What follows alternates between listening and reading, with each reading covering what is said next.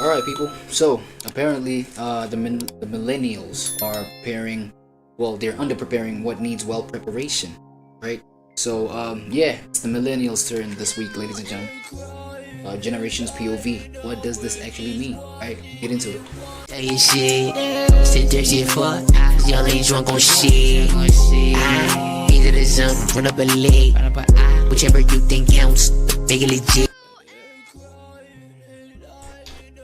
1 2 1 2 mic check 1 2 back on this live thing like like we never left, you know what I'm saying? Back at it like a crack habit, back at it like a bad habit. Hold on, just check my volumes, bro. You know, when I was creating the intro to this right now, damn, I literally had a problem with how my voice was projected, so hopefully we good. How you doing, man? Give yourselves a round of applause. Y'all look beautiful. I mean that shit. You look cool. You look pleasing. Definitely informs me that whatever it is that you apply, you know what I'm saying, to better yourself, it's working. It's working. WU. Look, I'm glad, you know what I'm saying, for another day to just be gathered here with you, whoever it is that's, catching this, however you are catching this, right? Generations POV, right quick. We've got millennials. Y'all know, like, I feel like I gotta, rotate the different generations. You feel what I'm saying? Get a day where we touch on some millennial shit. Get a day where we touch on boomer shit. You know what I'm saying? We can't leave our older people, our elders outside. We cannot lock them outside. You know what I'm saying? That's disrespectful, right? Have a day where we touch on Gen Xers. Did I count that? I'm saying Gen Alphas, Gen Betas, however the fuck that's pronounced, right?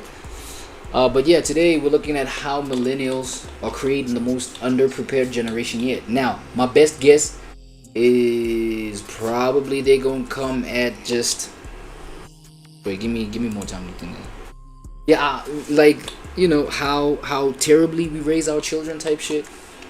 You know what I'm saying? Press the wrong button actually, but yeah, I think they're gonna go at just because what else do you mean by we are preparing the the most underdeveloped generation? You know what I'm saying? It must be the kids that y'all raising.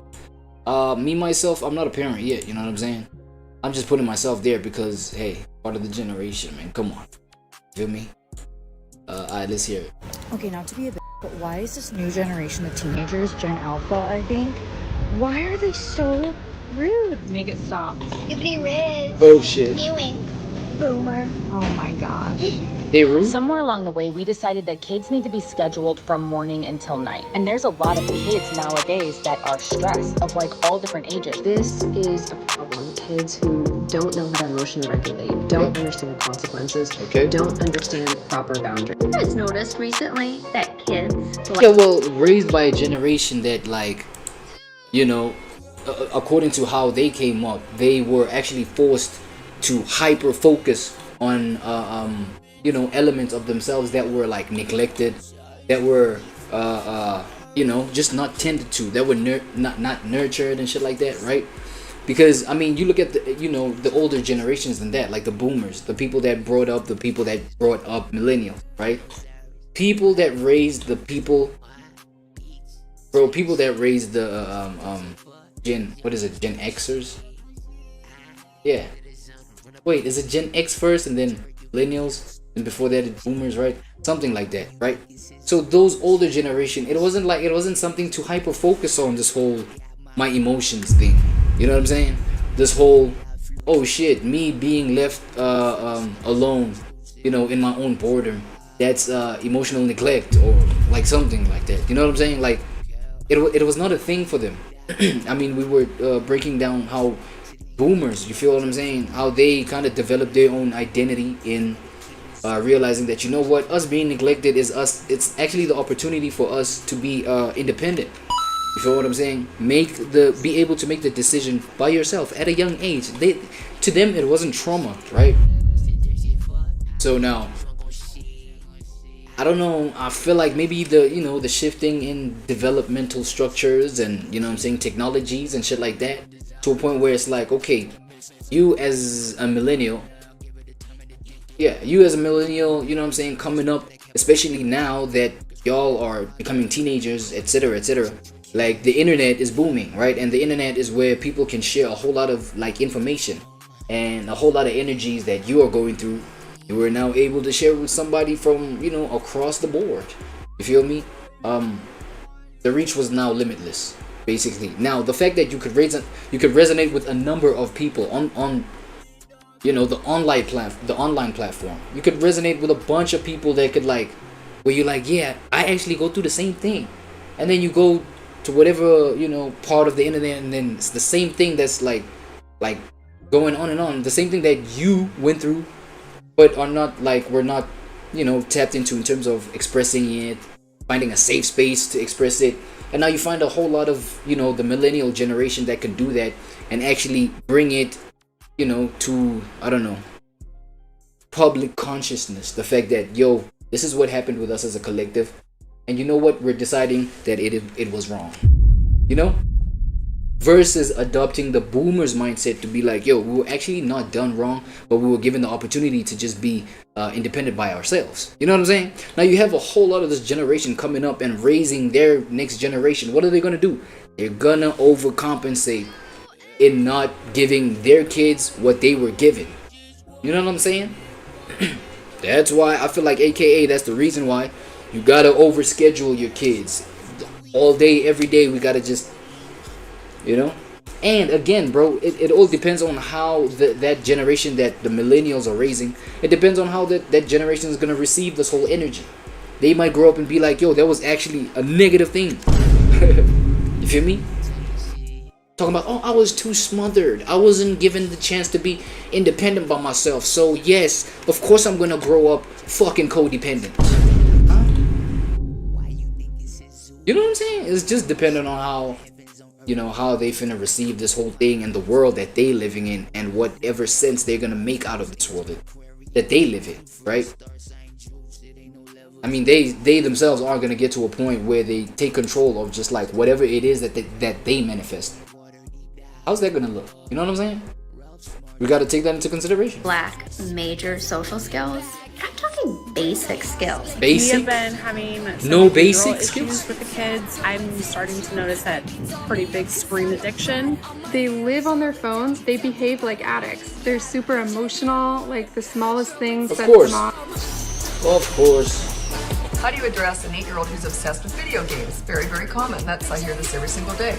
You are interacting with them briefly in between hits of the internet, which is their real life.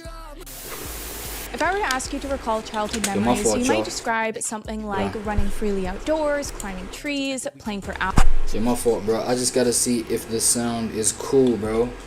I have to test whether the sound is cool, bro. Because, as I told you, you know what I'm saying? It gets way easier when, like, there's chat or people present in the thing. Understand what I'm saying? So right now, I have no choice but to check it manually. Literally switch over to the account that I'm streaming, because right here I'm on OBS, right? So yeah, that's where I'm streaming the shit from, but then I gotta check how the stream is received. You know what I'm saying? Yeah, by nobody so far, but let me explain. It will be received by some people, you know what I'm saying? Future reference, that is. So I gotta make sure that shit is straight. I have to make sure that shit is straight. Let me just hear my voice at least. Damn.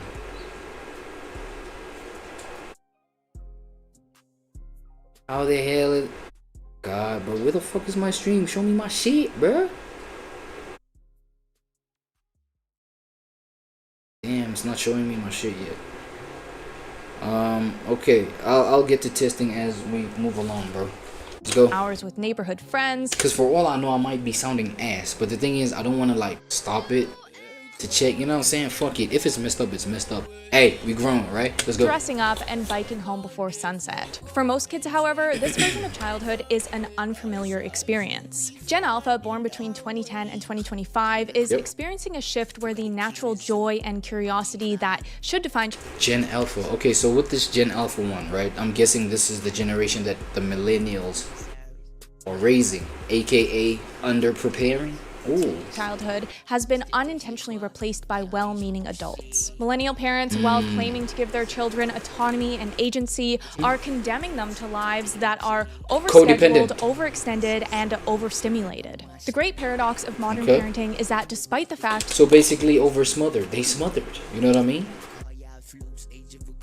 Can't even let these kids breathe. Oh shit. Okay. That Let's we're see. spending more time and more money than ever before on children's futures, the results are falling short. We see— Yo, and I feel like that's the whole thing. Look, okay, before we go any further, let me point this out. Do you think, you know, millennials, like we the kind of generation that's like, we're trying to over financialize raising our kids, bro? Right? Oh my god, bro. Fuck, my camera's fucked. Excuse me, y'all. Damn. Camera's fucked. Oh my god. I hate this shit, bro. We back. Oh, okay, that's the kind of mess up that I was talking about, right? Do we let it rock? That's why I wanna just check on my stream. I can't even check the stream, bro. Hold on. I don't think I want to carry on because I might be wasting a lot of energy, dog. I don't even think I want to carry on without like making sure that my stream is straight, dog. Chill. Hold on, y'all. Alright, let me just take y'all to the word from our sponsors, dog, and then because now.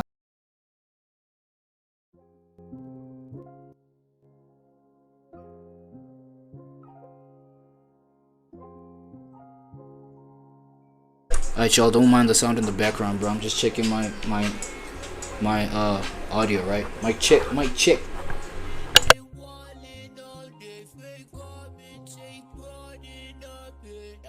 Hello. Just give me a second, y'all. Alright, y'all, don't mind the sound in the background, bro. I'm just checking my I think we sweet with it. Chilling. Fuck!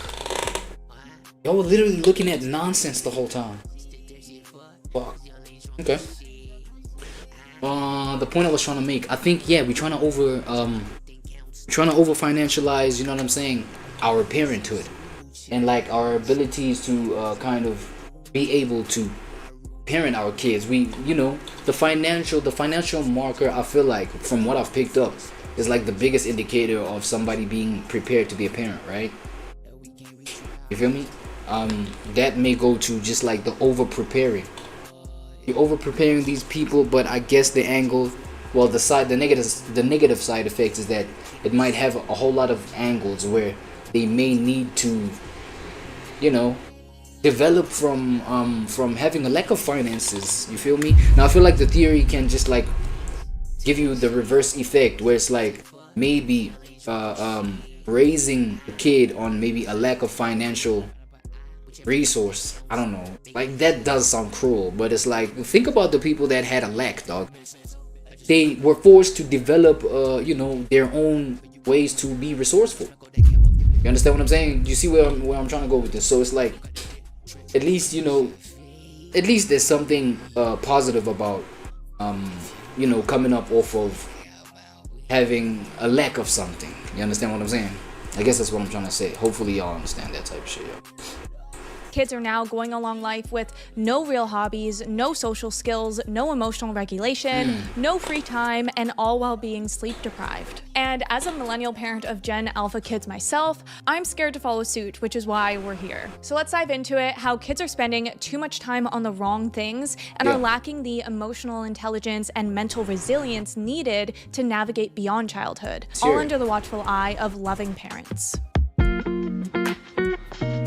1 2 1 2 mic check 1 2. Before getting into the problems we're seeing with Gen Alpha, I want to discuss the significance of childhood, as these early years have a massive impact on how the rest of your life unfolds. Let's do it. Specifically, I want to focus in on the opportunity cost of childhood. If you don't know what an opportunity cost is, the New Oxford American Dictionary defines it as the loss of potential gains from other alternatives when one alternative is chosen. It's a term usually used for businesses where you have to take into account the cost of not doing something. An example of this would be a coffee shop owner owner choosing between opening a new location or staying with the one location that they have. While if they stayed with only one location, they could profit well, but that second location could have profited even more, and so by not opening it, they're losing out. Basically, the oh my sheesh. So we're back at that, you know, maximalist kind of consumerist behavior. You know what I'm saying?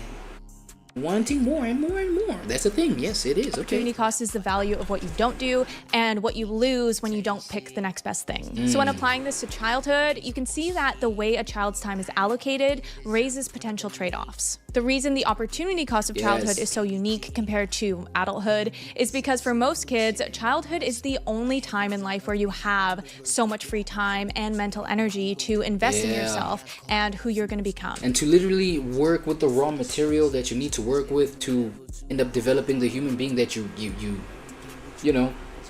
I don't know if any of y'all subscribe to the concept of predestiny. But you know what I'm saying, the identity that you predestined, quote unquote, right? Predestined to like carry, dog. You know what I mean? Those are the fundamental years where it's like, yo, we need to gather this raw material, you know what I'm saying? In the correct way and know like how to harness it to become, you know what I'm saying? The best versions of this and all that, you know, that whole kumbaya type bullshit, you know what I'm saying? When we become adults, we get busy with our careers, bills, house maintenance, and all the other adult responsibilities. While children do still have some responsibility, they have vastly more time on their hands, as they should. This is their time for exploring, trying, failing, and learning, and all of those things lay the foundation for who you will become. Childhood is a specific age of development, a stage where the architecture of the brain is being developed. It is the early experiences that will dictate the adult the child will grow up to be, whether that child will grow up to be compassionate or confident, or if she will be a critical thinker or a risk taker. Now, let's break down, you know what I'm saying, this whole thing of like seeing a child, well, being an adult that's supposed to maybe guide a child to growing up and developing into becoming, you know, the human being that they're meant to become. And then we go ahead and bombard the kid with like a whole bunch of meds and all of this, you know, because we're scared of this behavior that's being exhibited here. Yes, there are ways of maybe restraining wild behavior and just like taming that a little bit for, you know, human decency's sake. You know what I'm saying? Being able to, you know, be socialized in a decent way and not be like, you know, a wild animal at every turn. You know what I'm saying? I mean, there are kids that exhibit, you know what I'm saying, characteristics of literally wild animals. Now, you know, yeah, not to come at the kids, but it's like, yo, what are we supposed to do? You know what I'm saying? Like what's the most effective way without just giving them a whole bunch of ADHD pills and, you know what I'm saying? Pills that like subdue, bro, or just like, yeah, repress, compress, you know what I'm saying? These kids' energy, because these are energies that are crucial for even the parents to like work with. Don't delete it, you know what I'm saying? Don't delete the thing, don't delete the kids' energy. You feel what I'm saying? Now we got a whole generation that are like raised off of like, you know what I'm saying, pills that will tame you of the energy that's necessary for us to know what we're working with. You know what I'm saying? And I've heard, you know, to a certain degree that may just be the reason. You know, these extreme ways of trying to control a kid and develop that NPC mind in a child. You feel me? So that they can develop this groupthink kind of mentality. It's like the extreme versions of that, you know, I've heard may just be the reason for the over feminization of these boys' kids too. You know what I'm saying? Bro, there are a whole number of narratives where it's like the feminized male, you know, pocket of society are actually like, there's fatigue for that kind of shit. Like, you know what I'm saying? Grown women, you know, especially when we come to, you know, the reality where, yeah, these kids are gonna have to develop, grow up and, you know, start partaking in the dating market, right? Because, you know, for reproduction, for companionship, this, that, and the third. And it's like, yo, heterosexual women, of which, you know what I'm saying, the feminized energies work well with like women, well, most women for the most part, you know what I'm saying. But then when it's like on the males, bruh, you know what I'm saying, it can develop negative side effects as heterosexual women being super fatigued by, you know, these feminized men's energies. It's like, you know what I'm saying? Yes, it is cool for you to be, you know, super in touch with your emotions and, you know, emotional intelligence and, you know what I'm saying, the nurturing part of things, and you know what I mean. That in itself is not a bad thing. But then now look at the effects of trying to tame a part of society that you might think may be toxic just because it's overly masculine. What? You understand what I'm saying? And then that now, yeah, puts shit in regress. It's like we not progressing, we're regressing. You know what I'm saying? Because now the side effects is that, nah, these men are super, you know, yes, they're cool, he's emotionally intelligent, but he's too emotionally intelligent. Like, what the fuck? He cries too much, like a lot, you know what I'm saying? He negotiates who's supposed to go downstairs and go, like, you know, investigate the sound that goes crackle, pop, and snap in the night.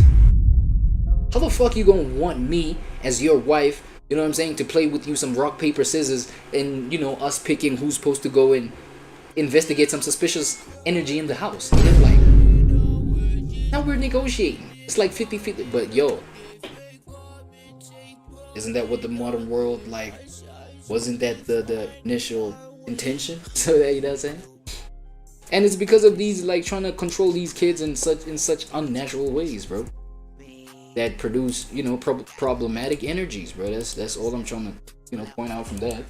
So if you miss out on this crucial window for self-discovery because you're caught up in other things that don't build character, then you're paying the price of the lost potential. An example of this is screen time, of course. While screen time for kids is not inherently bad, and a lot of parents use it. Let me check if we still good with it though, right? In terms of sound.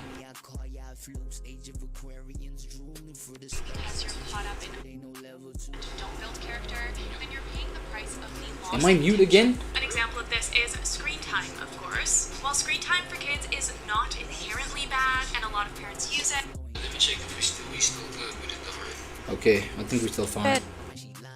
It's still the fact that for Sorry, every hour I a have to kid just spends like go on their back and forth iPad like this. is an It's a hour bit that they're tough. not. It's a bit tough starting out with this shit, right? With this life. I mean, I'm super excited for it, but it's like, yeah, it's gonna be a little awkward. Bear with me, please. Spending in imaginative play, exploring the outdoors, or that, building yes. social skills. We need that. It's not that one option is bad, it's that there's a better option that's lost. Another opportunity cost is from overscheduling your child. While it's great to be in organized sports and activities, there is a cost of taking away that room for boredom, creativity, or self-directed exploration. And the opportunity cost is something we can apply to parenting as well. Overprotecting your kids will, of course, keep them safe in the short term, but the cost is that it robs them of resilience, grit, and confidence. There we go. Scholars generally agree that the purpose of the extraordinarily long childhood and adolescence in our species is enculturation, acquiring all the skills and all the knowledge, all the customs and behaviors which you must know in order to be competent in the culture in which you live. And this is what I want to break down in today's video. The different ways children are being stifled in childhood and held back from reaching their full potential because they're spending too much time on activities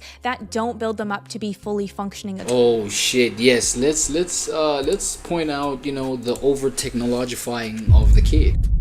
Yes, over-technologifying. Saying you bombard these kids with all these devices, cell phones, iPads, computers, all type of shit, like at a very early age. And look, I can recognize and take into consideration the, you know, this whole dynamic where even schools are adopting that, you know what I'm saying? Having these kids do these educational activities on, you know, phones and devices and shit, like, you know, and downloading the material, probably having their textbooks and reading books on, you know, on apps, some shit like that, right?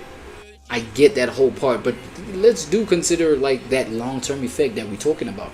Yes, it makes life convenient in the short term, but like, yo, the aspects where they have to develop their own imagination. When do we develop that? You know what I'm saying? Because now it provides, you know, them being on these devices all day, every day.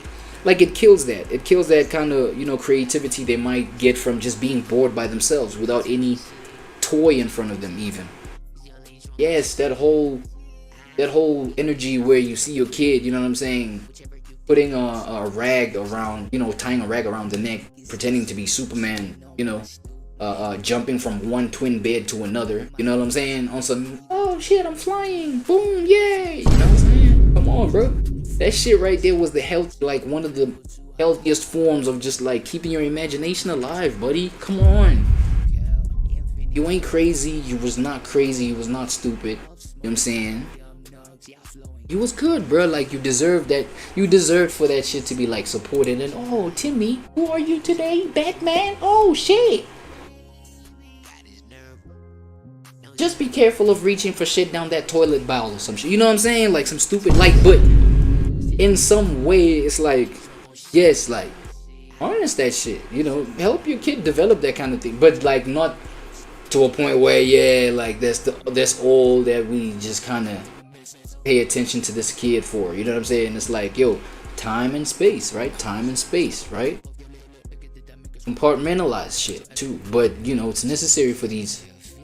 Well, I would say it used to be. I don't know today. It used to be necessary for these kids to just like have time away from these iPads and shit like that, right? And TVs and all that cocomelon and that bullshit, right? Adults. On the note of freedoms and reaching your full potential, that doesn't just apply to childhood. As adults, we should have the freedom to access information, media, and perspectives from around the world. Now, let me tell you something about these adults, bro. It's over for adults, bro. Adults are cooked, bruh. Come on, bro. That adult shit is the kind of shit where it's like you're trying to teach an old dog new tricks. We all know that kind of saying, right? It's damn near impossible. Unless you really get... And look, bro. Like, I'm starting to think, like, people are so stubborn. And, you know, you can get people who are so stubborn, especially people that have kids. They grow a layer of overprotection. Where it's like, no, my current mind state is the only thing that will do it. Fuck trying to convince me and having me learn new things that'll assist me to grow my kid into becoming, you know, a healthy person, blah. Like, there are parents that do have that kind of teachable spirit that can like apply the right things, you know what I'm saying? Off of their sense of wisdom, bro. Like that needs you to have a sense of wisdom that not a lot of people have. I would even argue, bro, fucking even less than 1% of the world have that kind of, you know what I'm saying? People talk about 1% having all the wealth or most of the wealth, and this percent of people having the most of this kind of resource. Bro, in terms of intelligence and teachability and learning from things like your limitations, you know what I'm saying? And not being so stubborn. Yes, you need your, you know, a little element of stubbornness, but not to a point where it's like it's so detrimental, bro, that you cannot even learn new things to a point where like, yo, your kid can actually like grow up to be one of the most, or to have one of the most healthiest minds out here, bro. Your kid can literally be a leader, and not even relying on like external things that make people leaders, but like how they harness their own energy because of how they were developed, nigga, and how you brought them up. And that takes a sense of you, the parent, also being able to learn, bro. Know what I'm saying? That kind of wisdom is, you know, is the carrier of even less than 1%. That shit is mad valuable too. It's part of like your wealth, like the kind of wealth that you can accumulate to just like, you know what I'm saying, be a successful parent. I believe, bro. Just, you know what I'm saying, take everything with a pound of salt that I'm telling you, because literally I'm not talking from like experience here. I'm just talking from a point of logic, a point of like just like sensibility, dog. I think without arbitrary digital walls standing in the way. I know for myself, when I'm researching for my videos, it's always the worst when I get blocked from a website because I'm in the wrong location. Even recently, I was looking to watch the documentary Surveyed for a video I'm working on, but it's only some sort of VPN sponsorship not available in Canada. But that's where I knew it. Thank you so much. So if you would also like Freedom Unlocked 30-day money back guarantee. Right, let's do it. Another opportunity cost that isn't talked about enough is the cost of not having internet when traveling. Last month we took a family trip to Palm Springs, and as a Canadian, I would have been stuck either without internet or paying an arm and a leg for roaming fees if I didn't have today's sponsor, Saley. Saley is an eSIM service app that offers SIM card. It's really a simple. What are we doing? Calendar kids, let's do it. Scheduled kids. Let's While do it's it. part of your job as a parent to help develop your child, many in the modern day are overdoing it, and we see this through the overscheduling of children's lives. We all want what's best for our kids, and with that, we want to give them either the opportunities that we had growing up, or better, of course. But this often takes shape by filling every spare hour of our kids' lives with extracurriculars. Canadian children and youth ages 6 to 17 were surveyed, and the majority of children and youth, 86%, participated in at least one extracurricular activity. As well, in another survey, parents were asked how frequently their child participated in a sport on a weekly basis, and almost a quarter reported that their child participated 4 or more times a week, and an additional 38% reported 2 to 3 times a week. How many of you come home from school, eat a snack, and run outside and play? Like, nobody raised their hand that they go home and play. Why not? What do you do after school instead? Mondays I have hip-hop dance. On Tuesdays, I have like this filming thing that my mom wants. Yeah, no, but well, this. I mean, of course, everything has a negative extreme to it, right? But at least this, like, you know, doesn't enable them to like run out to go do, you know, get involved in some gang activity or some shit like that, right?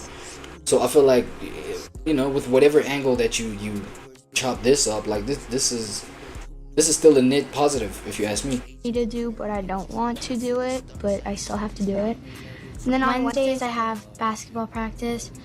Thursdays I have set and design. Are you guys tired all the time? It sounds like everyone's exhausted. Yes. So the kids are busy, to say the least. Because But the while kids a are sport can take up only 1 or 2 nights a week, you have to look at the big picture of the kids' schedule, where they might also have piano lessons and their siblings' sports games to go to, and after-school clubs Homework or and whatever shit. else. It Assignments and accumulates shit. very quickly. But while these activities, again, are beneficial on their own, of course, the downside is that kids often miss out on the unstructured time that they need. I think kids' sports are ruining families' marriages. So you do need a little bit of unstructured.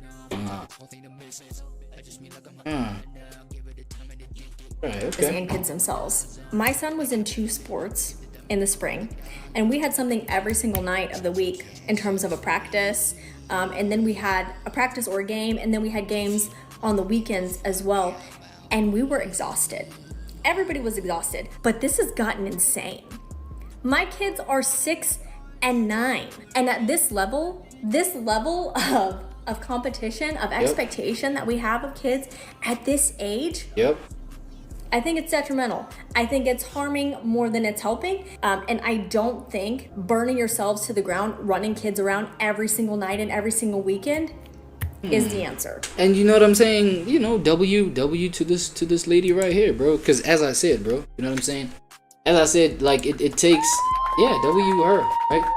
It does take somebody who's you know, within a small, really tiny pocket of like general society to think how this lady is thinking, and just like catch yourself out and be like, yo, you know what? The pressures that we putting on these kids is actually, it is nuts. Yes, we get the fact that, yo, these expectations were you know, let's say for example a situation where these expectations were expected out of you as a kid, and that left you, you know, burnt out, frustrated, fucked up in the head, really, as a kid. You know what I'm saying?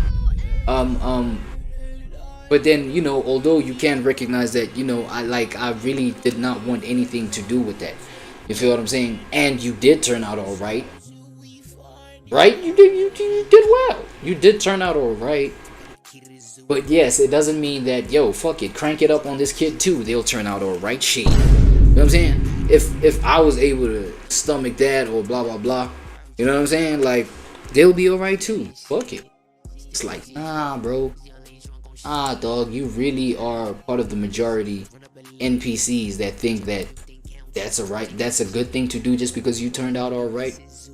You know what I'm saying? Like, I mean, shit, it might even be totally opposite to what you're expecting, to a point where it's like your kid might be the total opposite of what you came out to be, even though you insisted on just like putting these expectations and pressures on the kid. Oh, just because you turned out fine, they should be good too. It's like, nah, bro, you might just produce a Jeffrey Dahmer, like I ain't gonna, like some crazy ass serial killer type, just because, you know what I'm saying, kid grew up with so much revenge and they couldn't even express it just because they were super young and they were defenseless from you, super vulnerable and shit.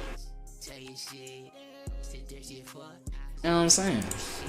Many parents today have this fear that if their child isn't achieving, then they're failing, with a total disregard of the benefits of the in-between time. In our capitalist world, it comes down to capitalism. I swear every video has a capitalism theme. Absolutely. But we're taught that a meaningful life means winning every academic and professional race. But those achievements alone don't bring genuine happiness. The middle-class script says that a child's priorities must be school, college, and career, and anything else that doesn't fit into those categories are unnecessary or a waste of time. This 2023 survey shows a large majority of parents, 88%, said that it was very or extremely important for kids to be financially independent, which is a polite way of saying financially well off. But only 21% of parents thought it was important for kids to get married, and only 20% thought it was important for kids to have a child of their own. Now, I don't include this to say that everyone needs kids to be happy. That is not at all what I'm trying to get at, but that parents are more concerned about financial achievements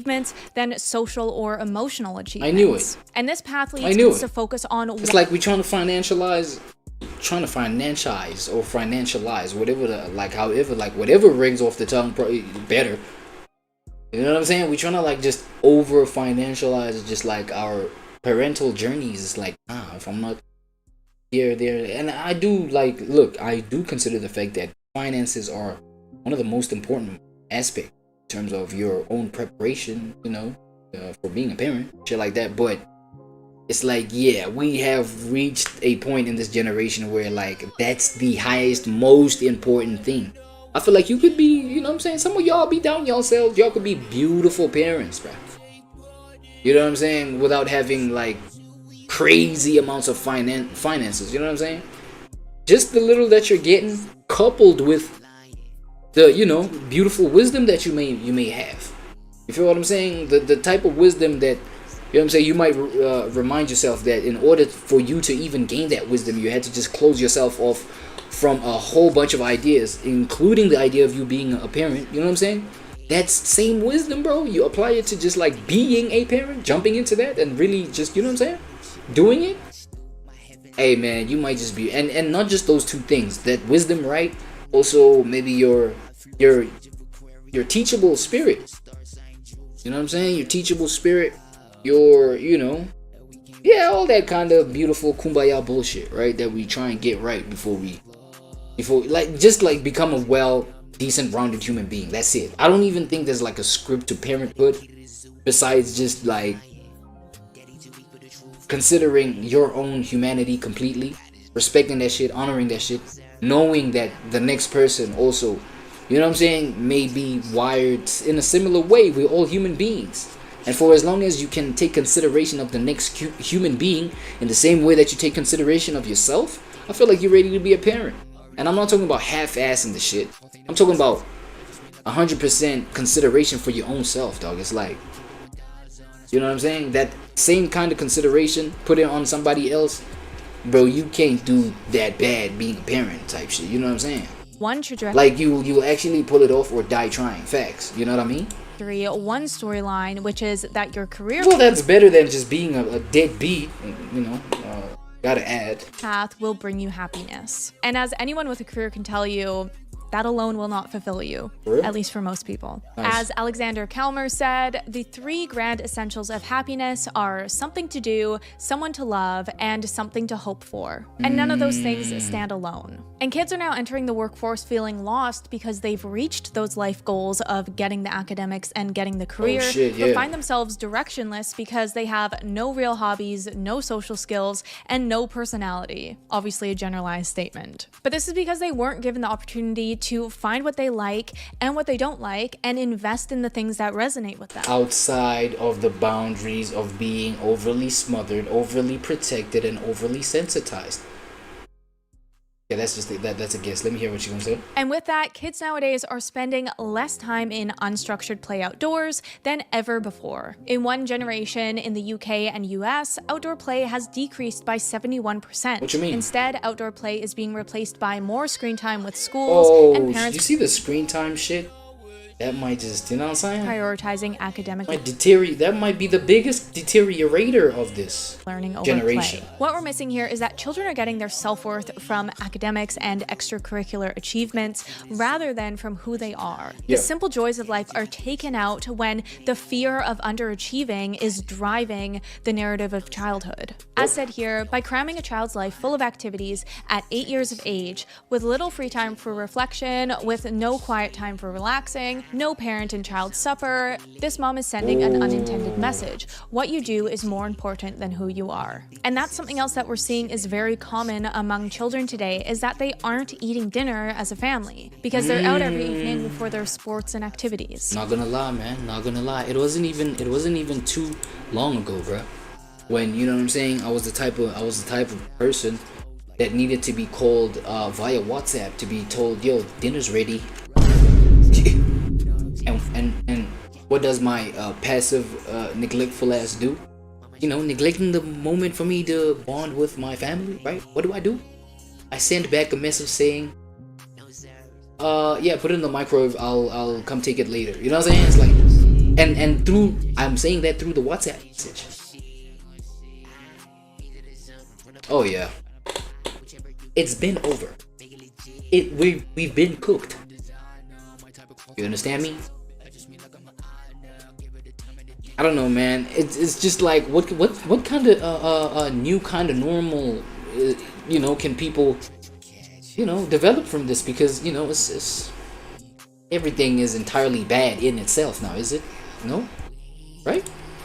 Over the past 3 decades, family time at the dinner table and family conversation in general has declined by more than 30%. Families with children under the age 18 report having family dinners 3 to 4 times per week. 1/3 of families with 11 to 18-year-olds only eat 1 or 2 meals a week together. Only 1/4 eat 7 or more family meals per week. And I can't really fault them either, really. Like, we're just entering the sports age, and I can see how it can very quickly get out of hand. With only one child, you're committing to multiple nights a week for one sport, including some weekends. So of course, if you have more children, those nights fill up very fast. The problem is from the lack of acknowledging how important those family dinners are and making time for them. They've actually found that kids...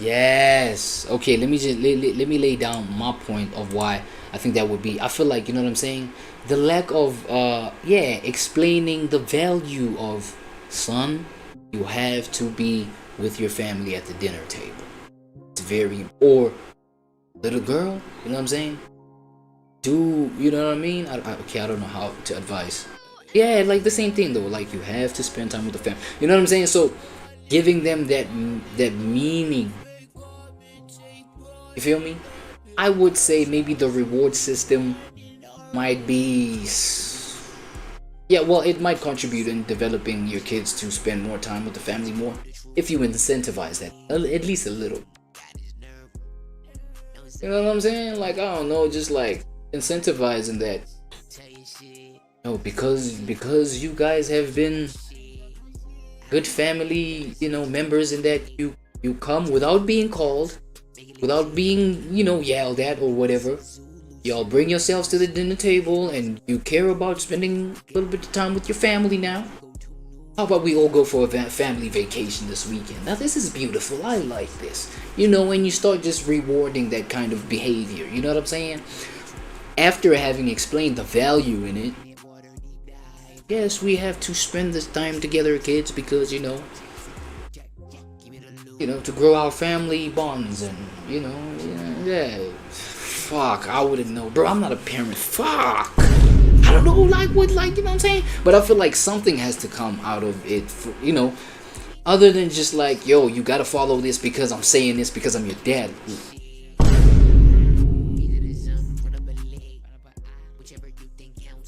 Good luck if that's the, you know, your method of doing it. If your reasoning is like, yeah, because I came up like that, son, and I, you know, turned out all right. Now fix that face and come bring your ass over here. It's like, bro, by the time that they get to that dinner table, then they're not even gonna have no appetite to, you know, to put this food down, to throw this food down. They're not just they're not gonna finish the shit because they're not in the mood, because they're not in the energy. You put them off of it. Kids who eat dinner as a family turn out way healthier and way more well-rounded Okay. than kids who don't. Kids who Nice. have more meals with parents were less likely to have internalized problems, such as feeling sad, anxious, or lonely. They were less likely to have externalizing problems, such as fighting, skipping school, or stealing. Yes, They were more okay. likely to help each other more, likely to be satisfied with their own life. So this isn't something that should just be brushed off as just for caloric intake. Okay. Having regular dinners together creates a strong family bond and one of the best indicators of a child's success in life. When they have the confidence and security that comes from their family, they're more likely to be able to handle the bumps and bruises that come from life. Yeah. Also, I can't leave this section without emphasizing the benefits of academics and athletics either. I was an athlete, an all-right academic, and those were very valuable parts of my childhood, so I don't want to brush that off. Yep. It's just the overemphasis and overcommitment that we're talking about here. Right. Again, the opportunity cost of choosing too much of one thing and not another. Okay. The opportunity cost of choosing too much of one thing over the other. Right. The other problem we're seeing is that it's not just the scheduled activities that are taking up all of our kids' time. What else? Of course, there are plenty of other time-sucking activities that are not benefiting our children. Yeah. No sleep, bus, club, another club, another club. And one of those things, of course, like I mentioned, is screens. Now, I don't want to beat this topic to death because I've talked about it many times before, that iPads are not good for children. But it still remains a fact that 43% of alphas own tablets before the age of 6, and 58% own a smartphone by 10. The thing I want to hone in on today, though, is the epidemic of video games. Because while a lot of Gen Alpha are iPad kids, some of them are preteens and teenagers now and are hooked onto their Roblox and Minecraft. Yeah. It also was important for me to include this because I feel like girls get a lot of the hate for screen addiction because of their social media usage, but boys are just as bad, just in different media. Anyway, while Just in different media. Yes. Talk about it. Why are you speed boosting past it? children's play used to be in the form of outdoor play, as we know, the modern American child is now more likely to spend their time in front of a screen. With technology deeply woven into every aspect of a child's life, That's and right. permissive parents lacking the boundaries to limit screen time, That's Gen right. Alpha spends more time playing video games than any generation before. In Crazy. the bustling chaos of modern life, our children, the Gen Z Alpha generation, often find solace in the digital realms of video games and streaming platforms. It's a landscape where entertainment Yeah, I mean, look at the rise and, you know what I'm saying, the blowing up of the industry, well, the streaming industry, that is, you know what I'm saying, with like gamers being, gaming is such it's a pretty big industry though. You know what I'm saying? Well, shout out to the fact that they came through with ways of how to monetize that and, literally make a life out of that. You know what I'm saying? I feel like moving forward it wouldn't be so problematic for, you having a boy that you're raising and then seeing them develop into this kind of person that's like immersed in music videos, video games all day. You feel me? There's hope, I guess. You know what I'm saying? I mean, there are other negative side effects that, you know what I'm saying, there is to it, right? Okay, let's see if she highlights those. Entertainment knows no bounds, but where the lines between virtual and real blur with alarming frequency. Oh, the lines of reality. Okay. Okay, that's where this perpetual virtual reality, that you're trying to implant in yourself, that's where it takes its limitation, right? It's where you cannot tell anymore what's real and what's fake. Yeah, talk about it. In fact, video games are the primary source of entertainment for these young people. Each week, they spend 22% of their entertainment time playing video games. Yep. And this isn't surprising when their whole world is meshing together with technology, between social hangouts happening through cooperative video games, and even their schoolwork is now being conducted online, of course. Yep. 85% of schoolwork is being conducted online. I did point that out, right? teens report playing video games, and 41% of them say that they play at least once a day. 4 in 10 identify as a gamer. And that is a lot, 4 in 10 identify. So 40% of these kids identify as gamers. For kids. Wait, at what US age? Let me see teens that. Teens, from teenagers. Oh shit, okay. Or playing video games, and 41% of them say that they play at least once a day. 4 in 10 identify as a gamer. And that is a lot, you know, for before even getting the opportunity to choose a career path. You ask that little weasel, he's like, man, I'm a gamer, man. I'm a gamer, mama. Kids. Half of them are playing every day. Does that not seem like a lot? Now, while there are definitely benefits to video games, we hear, hey, the goalposts have been moved. The goalposts have been shoved all the way to the back of the thing. All the time about how it improves cognitive skills and enhances hand-eye coordination. There are drawbacks. This whole video is about drawbacks. For sure. And that comes from when they're spending so much of their time online. Parents who have cut tablets out of their children's lives, essentially, what was that transition like? So we are considering doing this just for like the weekdays. We have been having some behavioral issues with the kids. Nothing terrible, but break it down. I'm starting to notice that pretty big screen addiction. And now it's to the point where some kids are getting their sense of self tied up with their proficiency in playing video games. And that's when the addiction starts to creep in. And it's a real problem when we have teachers online saying that kids can't focus in the classroom because they're used to their dopamine-full games, and some teachers are even having to adjust their curriculum to compensate for the lack of attention span. Not that academics are everything, of course.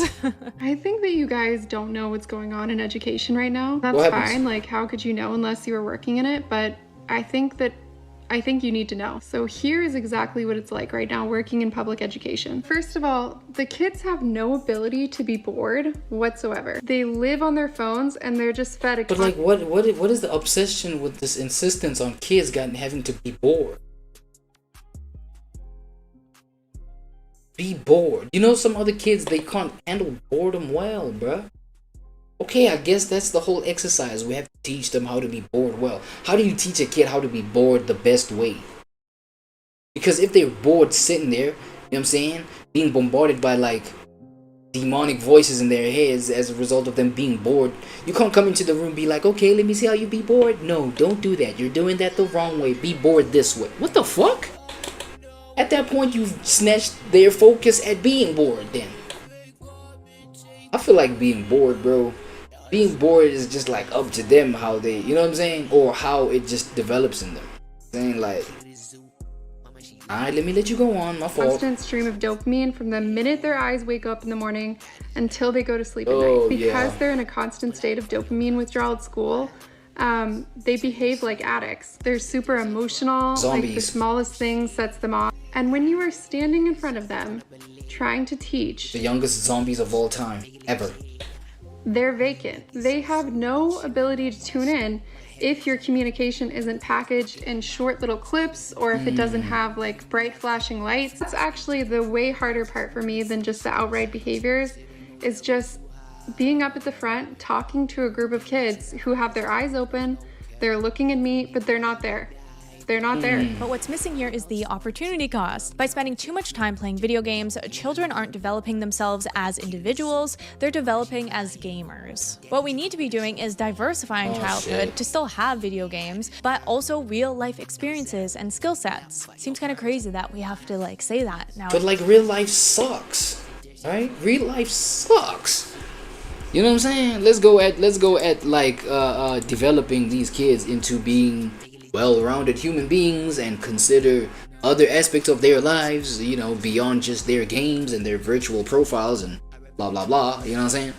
It's like, bro, let's start at the beginning point that, you know what, maybe it does suck for these kids to consider other, you know, aspects of reality. How can we make those aspects more fun? You know what I'm saying? Okay, I'm now thinking how they can better be excited, you know what I'm saying, in eating their vegetables, considering their you know, their TikTok and brain rot ways these days. I don't know, man, just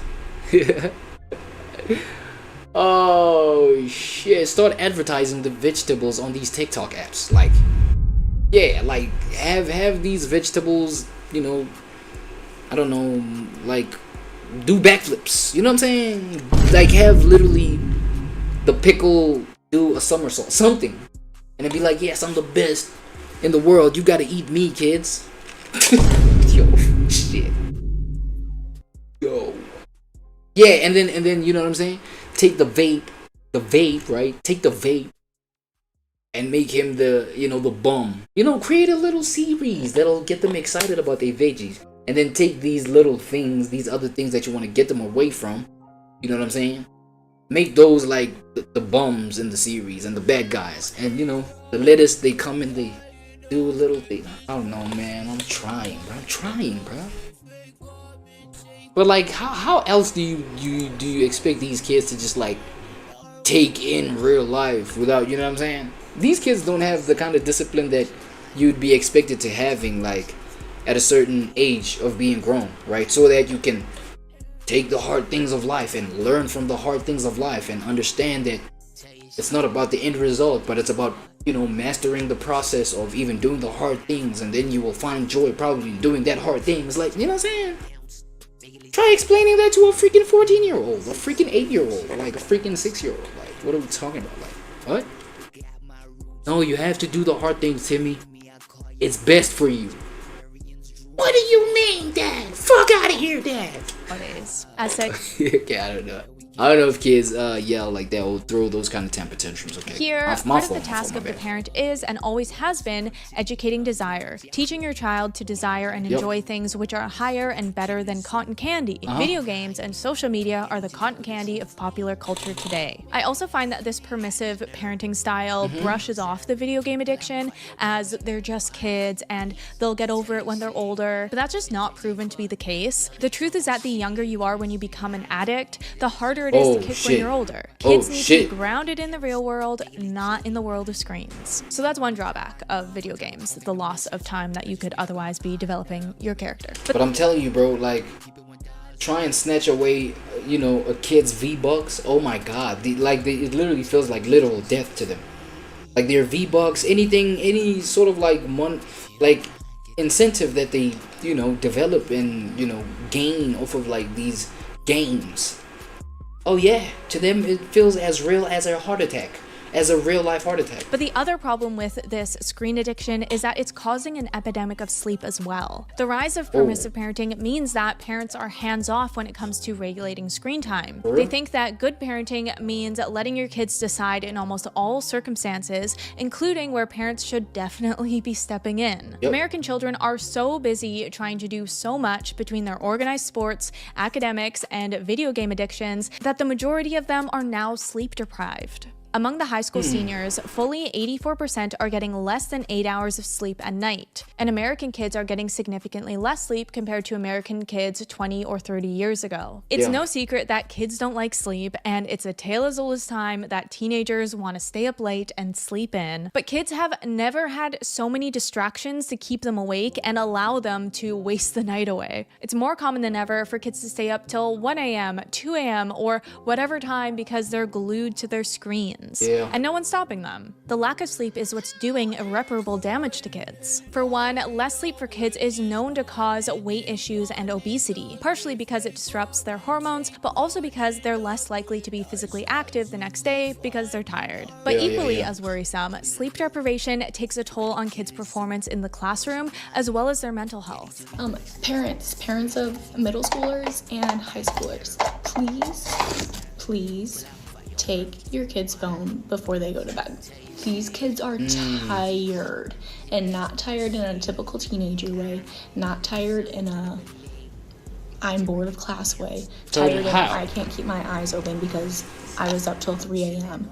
scrolling. I had 2 kids in class today, and this one kid is telling me that his one friend, he's like, bro, this kid was texting me till 3 a.m. last night. I'm like, okay, well then you ignore him and you go to bed. I had this one kid, it may be the sleepiest kid on earth. And in between, they not trying to be rude with one another. They know they all they got. So if you're trying to reach out to me at 3 a.m., bro, I gotta, you know what I'm saying? I'm gonna respond. You my boy. You all I got. You the only entity that seems to understand me. These old people, you know, these old folks, they don't get nothing. Maybe that's their mindset. Maybe that's why, Nah, but that was foolish. What the fuck? 3 a.m., bro? Go get your ass to bed, man. Every single task, I kid you not, every single task, he will answer a question, head down, falls asleep every single time. And I'm like, hey, like, are you sleeping at home? And he's like, not really. What are you doing?